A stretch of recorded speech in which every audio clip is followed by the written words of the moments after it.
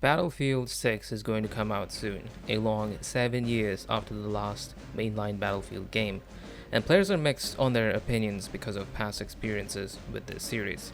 So let's go back in time and take a look at the story of the Battlefield series.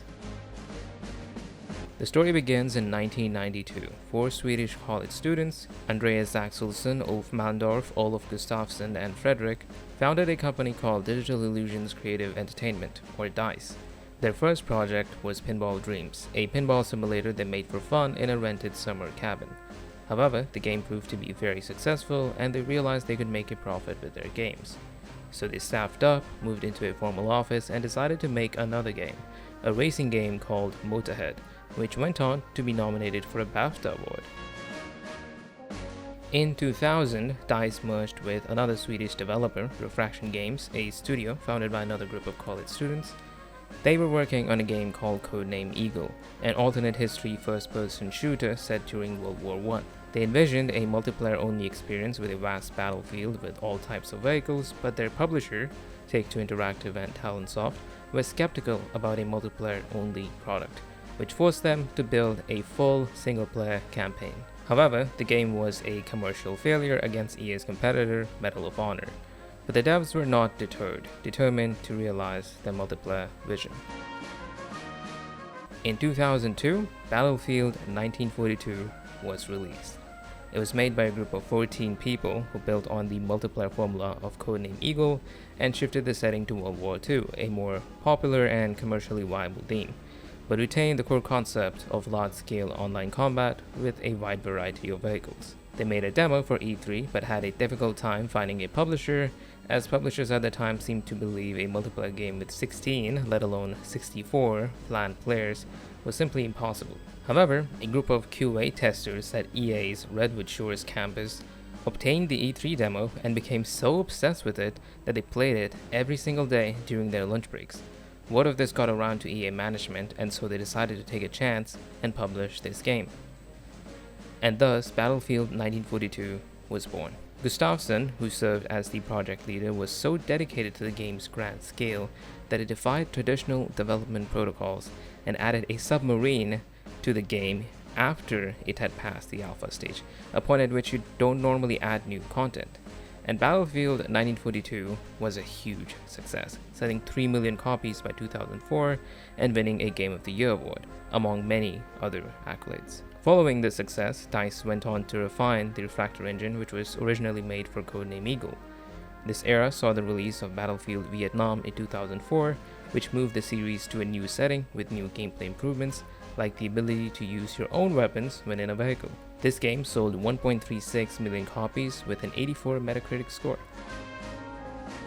Battlefield 2 was released in 2005 on an updated Refractor 2 engine.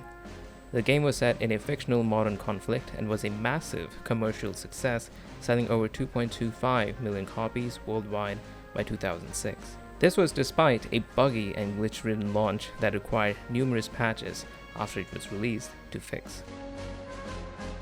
In 2008, DICE launched a new game made within their own in-house game engine called Frostbite. The game was called Battlefield Bad Company. It introduced a new level of environmental interaction featuring almost fully destructible environments, a feature that would become a staple of the series. It wasn't just a visual gimmick, but allowed players to change the battlefield dynamically.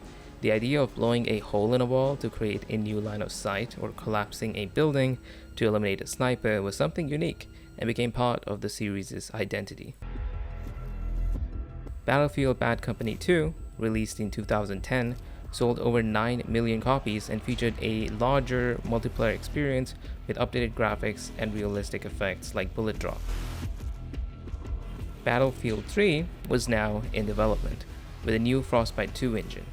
It had improved environmental destruction, a new animation system to make soldier movements and cover transitions more realistic, and the audio team recorded sounds at military exercises to create a more realistic experience. It had large-scale maps with 64-player multiplayer battles with jets and other vehicles. It had the core class system from previous games with minor tweaks, and a co-op mode was introduced with unique custom-built maps.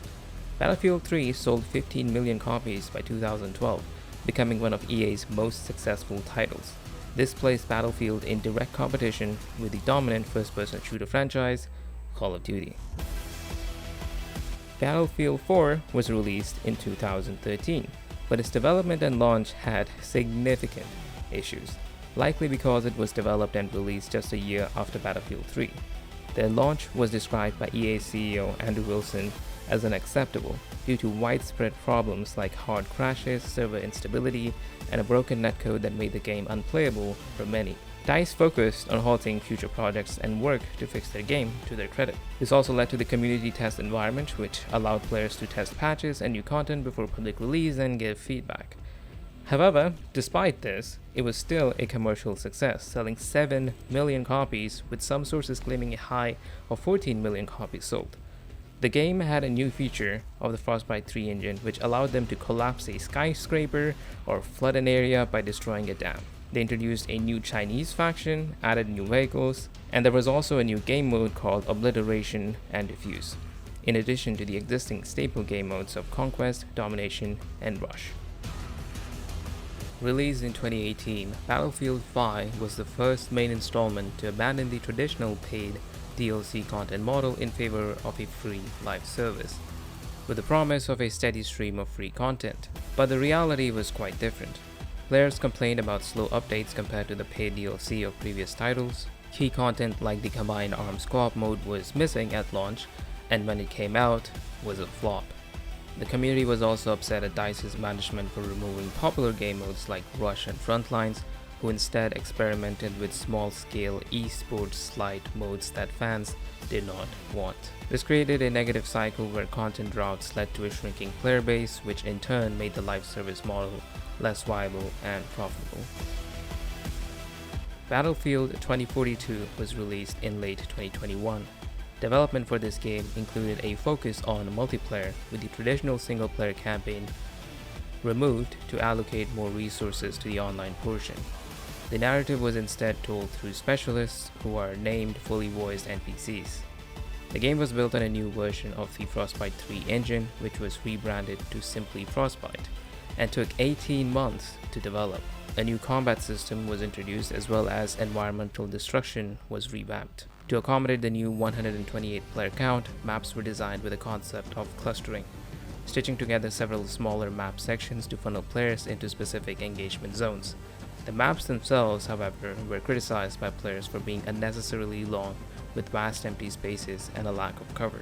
Battlefield 2042 was a critical and commercial failure, receiving mixed reviews and a heavily negative reception from players due to its technical issues, lack of features, and changes made to the gameplay. It failed to meet EA's sales expectations and was widely regarded as one of the most disastrous launches in the franchise's history, alongside Battlefield 4. The community hated a lot of choices that they felt stripped the core identity of the series. They removed the class system in favor of a hero shooter specialist system, which was seen as a direct ripoff of the latest Call of Duty and a departure from what made Battlefield unique. Additionally, the new 128-player maps were criticized for the lack of cover and dynamic destruction, and for feeling empty and barren compared to previous titles. For many longtime players of Battlefield, this game was not just technically flawed, but had lost its identity. In the wake of this disaster, the devs publicly acknowledged past failures and embarked on a new, community-driven approach with the upcoming Battlefield 6, stating that they were going to go back to the beginning and to their roots with this game. Battlefield 6 returns the traditional 4-class system, which was a core of the series. They also re-emphasized tactical destruction, aiming to make it a key strategic component rather than just a visual gimmick. They also launched Battlefield Labs to let people join and test the game in development and give feedback. This has already led to adjustments like nerfing momentum-based movement mechanics like bunny hopping to promote a more traditional tactical style of play. The path for Battlefield 6 is not some radical innovation, but to go back to proven mechanics and working with the community to give them what they want. Of course, the game is still in development, so how it's gonna turn out, only time will tell. And that is the story of the Battlefield series.